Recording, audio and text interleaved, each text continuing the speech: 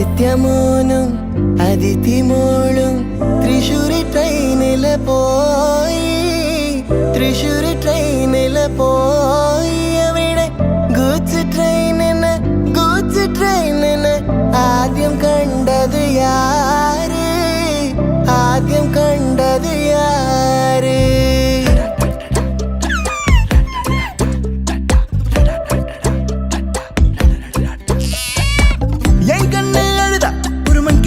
நங்காட்டி உன்னை சிரிக்க வைப்பேனே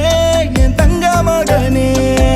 என் முதுகின் மேல ஒரு அணைக்குட்டிய போல உன்னை தூக்கிக்கிட்டு நான்